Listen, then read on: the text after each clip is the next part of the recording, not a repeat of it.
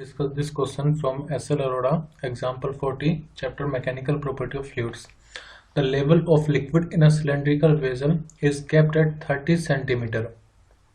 It has three identical tubes of length 39 cm each, coming out at height of 0, 4 and 8 cm. मैं अभी figure से समझाऊंगा क्या है.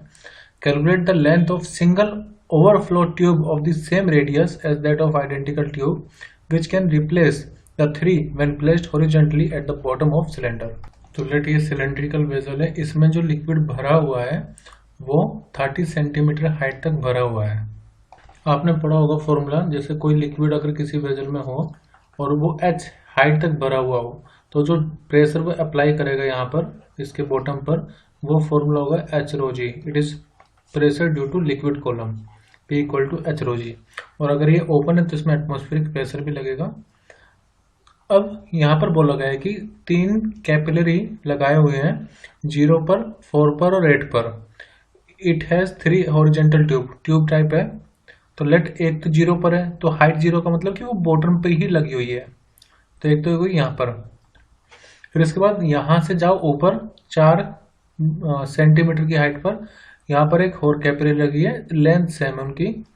और फिर अगर आप ये पहले मैं लिख देता हूँ, यहाँ पर ये 4 है और उसके बाद एक और 8 सेंटीमीटर पर हाइट के ऊपर लगा हुआ है, उसकी जो लेंथ है वो भी सेम है, रेडियस भी सेम है, क्योंकि बोला है आइडेंटिकल है. जब ये आइडेंटिकल है तो इनकी रेडियस और लेंथ हम सेम लेंगे और लेंथ इनकी गिवन है हमें 39 सेंटीमीटर. अब इसमें ये पूछा है कि calculate the length of single overflow tube of same radius, मतलब रेडियस सेम होना चाहिए, उसकी लेंथ हमें फाइंड करनी है.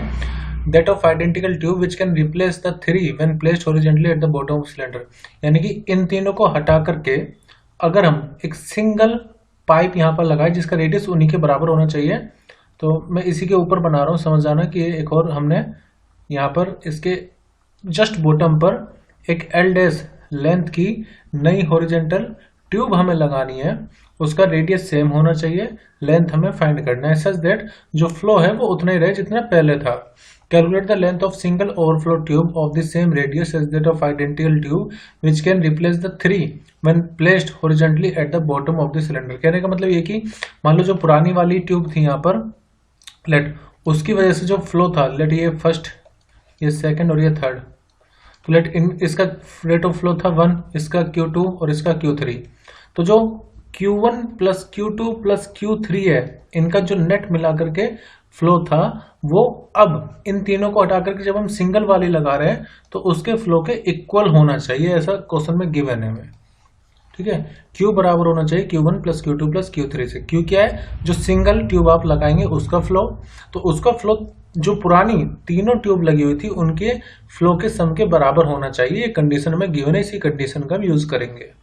अब रेट ऑफ फ्लो का जो फॉर्मूला होता है Q का, इसको वॉल्यूम पर यूनिट टाइम में कितनी फ्लो हो रही है, इसका फॉर्मूला होता है पाई डेल्टा पी रेडियस की पावर 4 अपॉन में 8 coefficient of viscosity into length L.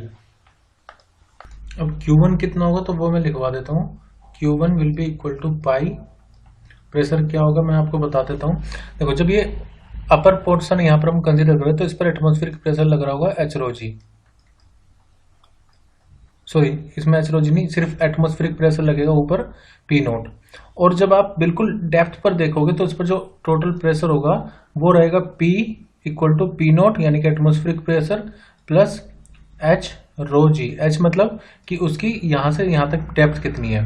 तो जो आप डेल्टा P निकालेंगे वो क्या निकालेंगे, आप ये जो P है बिल्कुल बॉटम पर, या इसको मैं P1 मान लेता हूँ, डेल्टा P1 यहाँ पर है, minus P note. P note मतलब एटमॉस्फेरिक प्रेशर, तो P नोट एच रो जी माइनस P नोट,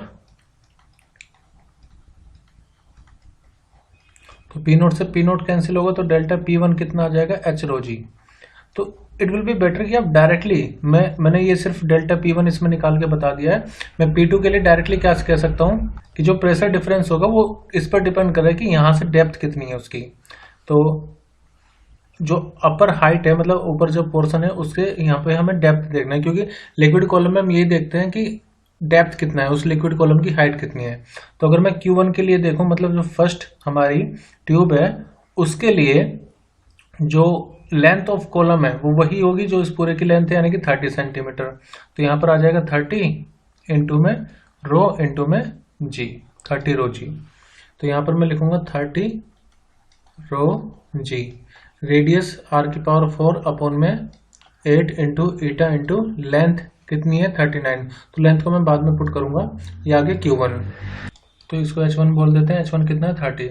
इसी तरह से अगर मैं डेल्टा P2 निकालूंगा तो देखो P0 तो उसमें से माइनस हो जाएगा, कोई दिक्कत ही नहीं है। सिर्फ ये डिपेंड करेगा रो जी और हाइट कितनी है लिक्विड कॉलम की। तो P2 कितनी हाइट पर है, अगर हम ऊपर से देखेंगे तो 30 में से हम 4 माइनस कर देंगे, क्योंकि ये नीचे से 4 है ना, तो ऊपर से हमें देखना है, तो ऊपर से 30 में से 4 माइनस करेंगे। तो ये हो जाएगा प्रेशर पाई 30 माइनस 4, क्योंकि वो यहाँ से 4 हाइट पर है। तो डेप्थ कितनी होगी 30 माइनस 4 इंटू में रेडियस, रो जी मल्टीप्लाई कर लेते हैं, रेडियस तो सेम है सबका, अपॉन में 8 इंटू में ईटा इंटू में एल, ये हो गया P2। इसी तरह से सॉरी ये डेल्टा Q2 हमने निकाला, तो इसको मैं यहाँ पे लिख देता हूँ, ये Q है Q2। तो Q2 इक्वल टू होगा पाई 30 माइनस 4 रो जी आर की पावर 4 अपॉन में 8 इंटू में ईटा इंटू में एल।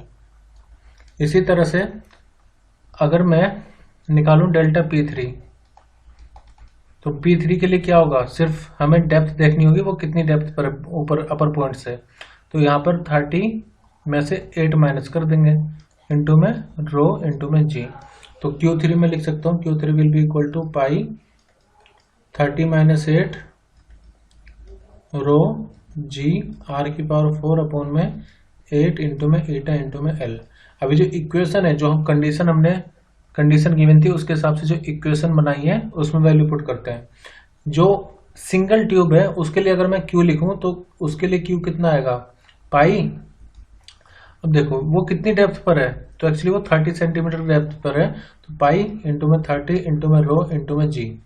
रेडियस उसका उतना ही है जितना पहली पुरानी ट्यूब का था, अपॉन में 8 इंटू में ईटा। इनकी लेंथ मुझे निकालने, तो मैंने मान लिया एल डैश इसकी लेंथ है। अब ये Q1 plus Q2 plus Q3 के इक्वल होगा। ये 30 कैसे आया बता देता हूँ मैं दोबारा, क्योंकि जो नई ट्यूब हमें लगानी है वो बिल्कुल बॉटम पर लगानी है, तो ऊपर से हम लिक्विड कॉलम की हाइट देखें तो वो 30 सेंटीमीटर के ही इक्वल होगी।